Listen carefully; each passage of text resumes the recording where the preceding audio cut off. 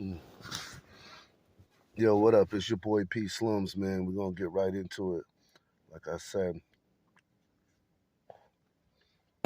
I see a lot of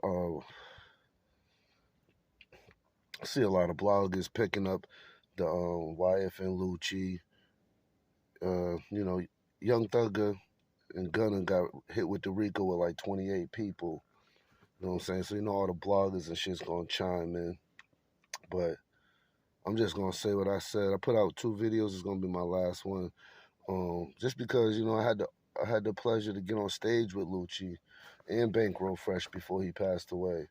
Rest in peace to that brother. You know what I'm saying? And I even was at the studio where Bankroll got killed at. For Giotto Blow, I used to roll around with him. He had me out at 2 Chainz Studio before all of that popped off. But like I said, we did a show at Club 662, I believe, in St. Pete on Central in like 2015 with them. It was with Bigger Rankins, TIG. You know what I'm saying?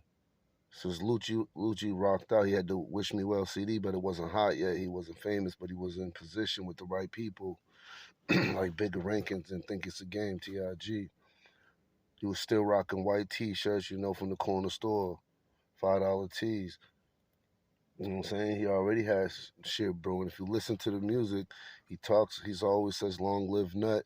It's a lot of shit that in the music, but just the whole, long story short, Lucci's solid, man. He a good dude, man. I watched this dude go from just grinding, not getting even probably $500 a show to the top, fucking with Weezy's daughter, all kinds of shit.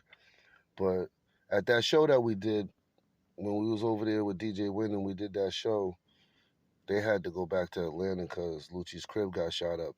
I believe his mother got hit in that shooting. You know what I'm saying? So he been going through it even before he had any bread. When he had no money, he wasn't a millionaire. He was just regular, like any other artist, nigga. He didn't have bread like that, but he had a dope CD put together, and he had the right people with him. So you knew he was headed in the right direction. Then it popped for him. And St. Pete was a big place, and DJ Win, they helped him get hot. And Atlanta and Coalition DJs and shit like that. But long story short, like I said, man, they trying to say YFN Lucci snitching. Nah, that dude ain't got a snitch. They been beefing with Young Thug and them for a long time. That's like a 10-year beef. Mad shit done happened. The feds probably been on them. Now they making millions of dollars. The world's on them. But they been beefing before Lucci was famous. He didn't have no money. I did a show with him, I remember.